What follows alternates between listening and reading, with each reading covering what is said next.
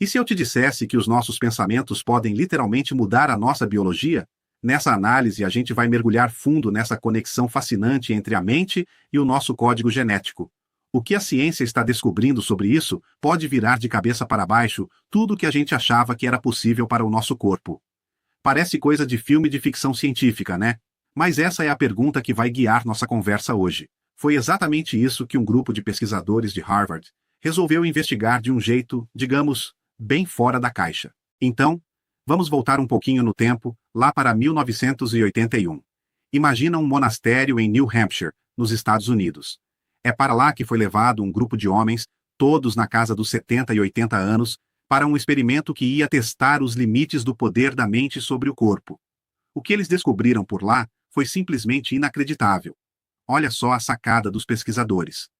Eles dividiram os participantes em dois grupos.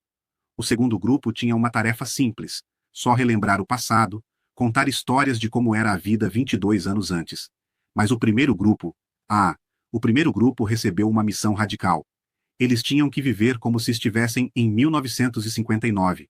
O lugar foi todo montado para parecer com a época. As músicas, os filmes, até os assuntos das conversas eram de 1959. Eles não estavam só lembrando, eles estavam vivendo aquilo de novo. E é aqui que a coisa fica maluca. Depois de só 5 dias, os homens do primeiro grupo não só se sentiam mais jovens, o corpo deles mudou de verdade. A postura ficou mais ereta, as articulações mais flexíveis, a artrite diminuiu tanto que os dedos deles ficaram até mais compridos. Visão, audição, força, tudo melhorou. A mudança não foi só psicológica, foi física, real. A parte cognitiva também teve um salto. Os dois grupos melhoraram, mas o grupo da imersão teve uma melhora de 63% nos testes, enquanto o grupo da lembrança ficou nos 44%. É uma diferença enorme. Isso mostra o poder que existe não só em pensar, mas em sentir e viver uma realidade. Mas como? Qual o segredo por trás disso? Como é que uma simples mudança de mentalidade e de ambiente, o que pode causar uma transformação física tão grande? Para entender isso, a gente precisa dar um mergulho fundo, lá no nível das nossas células. A resposta está escondida no nosso manual de instruções, o nosso DNA. Então, vamos simplificar. Pensa num gene como se fosse uma única receita num livro de culinária gigante. E essa receita serve para fazer o quê? Proteínas. E por que as proteínas são tão importantes? Porque elas são basicamente os tijolos e os operários do nosso corpo. Elas constroem tudo e fazem tudo funcionar. É isso mesmo. A gente é, na essência, uma super fábrica de proteínas. As células da pele estão lá produzindo colágeno, o sistema imune produzindo anticorpos, desde digerir o almoço até curar um corte no dedo, tudo, absolutamente tudo, é comandado por proteínas. A gente é a expressão viva dessas proteínas trabalhando. Por muito tempo, existiu aquela ideia de que os genes eram o nosso destino. Só que a ciência começou a descobrir uma história bem diferente.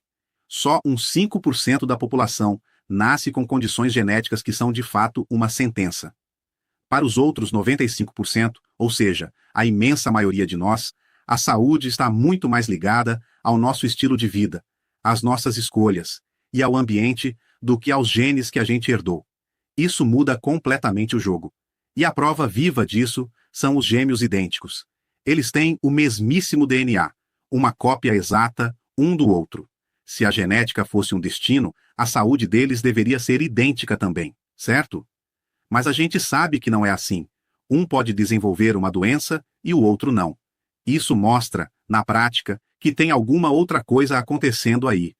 A grande virada nessa história veio com o projeto Genoma Humano. Foi um esforço mundial gigantesco para mapear todo o nosso código genético. Os cientistas achavam que iam confirmar um monte de coisa, mas o que eles encontraram deixou todo mundo de cabelo em pé. A lógica na época era simples. Nosso corpo tem umas 140 mil proteínas diferentes. Se cada gene faz uma proteína, então a gente deve ter uns 140 mil genes. Faz todo sentido, né? Era o que todo mundo esperava. Só que a realidade foi outra. Quando o projeto acabou, em 2003, a contagem final foi de mais ou menos 23 mil genes. 23 mil! É menos do que uma minhoca tem. Isso criou um quebra-cabeça gigantesco. Ué, se não tem gene para tudo, Quem é que está no comando? De onde vem o resto da informação? E a resposta para esse mistério tem um nome: epigenética. É uma área nova da ciência que trouxe uma ideia revolucionária. Os genes não agem sozinhos, eles precisam de um sinal que vem de fora da célula para saberem a hora de trabalhar.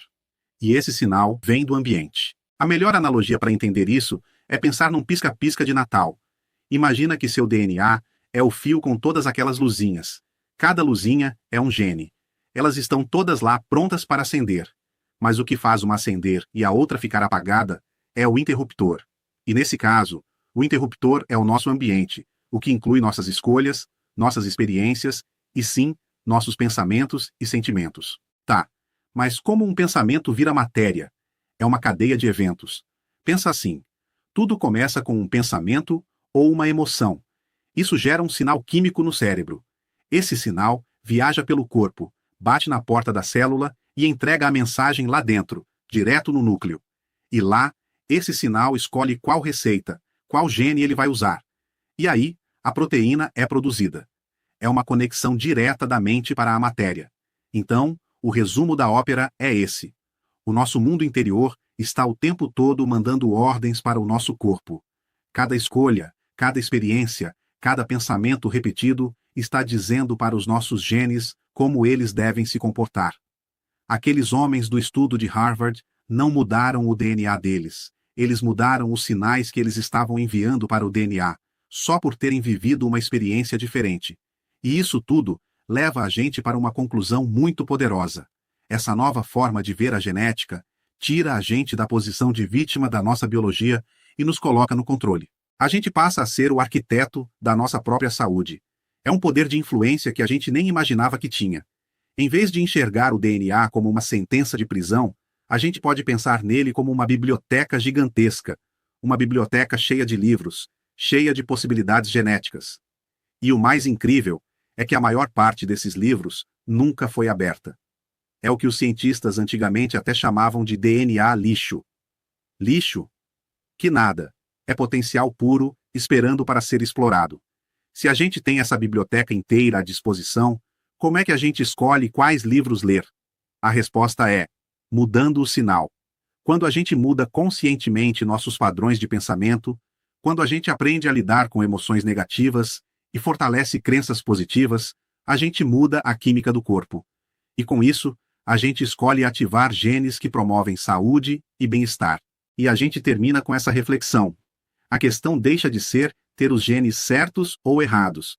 A questão passa a ser aprender a interagir com todo o potencial que já existe dentro de nós.